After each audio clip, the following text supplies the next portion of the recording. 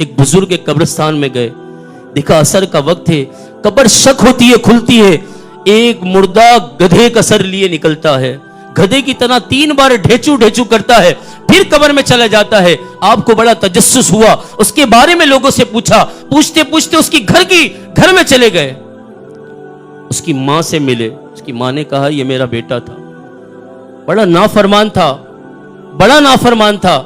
ایک دن میں نے اسے عصر کے وقت کسی چیز کی لانے کا کہا, یہ مجھ پر چیخنے لگا کہ کیا گدھے کی طرح چلاتی رہتی ہے. یہ مر گیا. جب سے یہ قبر میں گیا ہے, اسی وقت روزانہ اس کی قبر کھلتی ہے. یہ گدھے کا جیسا سر نکال کر گدھے کی آواز میں 3 مرتبہ رینگتا ہے اور واپس اس کا سر اندر چلا جاتا.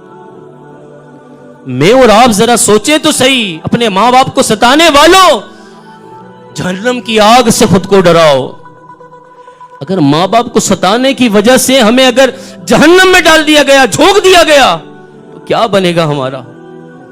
ہم اپنی ماں کو ستا رہے ہوتے, اپنی ماں کو رلا رہے ہوتے. ارے میری ماں تو وہ ہے جس نے مجھ پر بچپن میں آنچ نہیں آنے دی. میں بعد میں گرتا تھا, میں بعد میں روتا تھا, میری چوٹ لگنے پر میری ماں پہلے رونے لگ جاتی تھی. میرے آنسو بعد میں نکلتے تھے, میری ماں کے آنسو پہلے جاری ہو جاتے تھے. میں آج اس ماں کو ستا رہا ہوں, اس ماں سے زبان درازی کر رہا ہوں.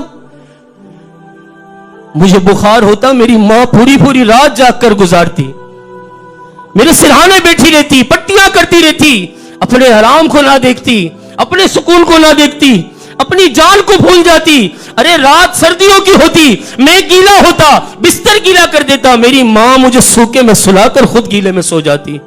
میں اس ماں کے ساتھ بدسلوکی کر رہا ہوں, اس ماں کو زبان چلا رہا ہوں, اس کا دل دکھا رہا ہوں, جس نے کبھی میری خواہش کے خلاف نہیں کیا. میں منہ سے زبان سے کچھ نکالتا, میری ماں بخار میں ہوتی, میں کچھ کھانے کی خواہش کرتا, میری ماں بخار کے عالم میں کھڑی ہوتی, چولہے کے سامنے کھڑے ہو کر مجھے پکا کر وہ کھلاتی. میں اس ماں کے ساتھ بدسلوکی کر رہا ہوں. میں اپنے اس باپ کو ستا رہا ہوں جس نے زمانے کی دھوپ مجھے لگنے نہیں دی. ارے یہ خود جلتا رہا لیکن مجھے سکون سے روٹی کھلاتا رہا. میں اس باپ کو ستا رہا ہوں. خدا را اگر ہم میں سے کوئی ماں باپ کا نافرمان بیٹھا ہوا ہے, خود کو ڈرائے اللہ کے عذاب سے.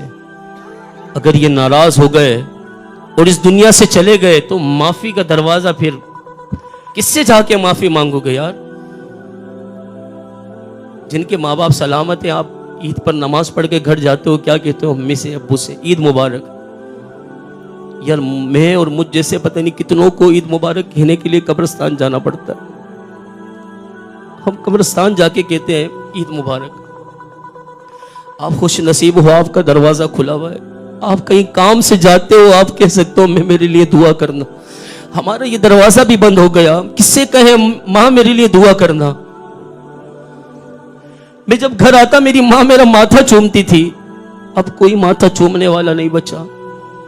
میری ماں میرا چہرے کا حال دیکھ کر جان لیتی تھی اس کو تکلیف ہے, اب کوئی میرے دل کے حالات جاننے والا نہیں رہا. ذرا ہم سوچے تو صحیح, ہم کس شفیق ماں کے ساتھ بدسلوکی کرتے ہیں. ہمارا باپ کیسے زمانے کے دکھ اٹھا کر ہمارے لیے رزق لے کر آتا ہے, روٹی لاتا ہے, ہماری خواہشوں کو پورا کرتا ہے, خود مرتا رہتا ہے, جلتا رہتا ہے, لیکن ہمیں سکون کی روٹی کھلاتا ہے, ہمیں زمانے کی دھوپ نہیں لگنے دیتا. ایسے ماں باپ کے ساتھ ہم بدسلوکی کرتے ہیں. خود کو ڈرائیے اللہ کے عذاب سے.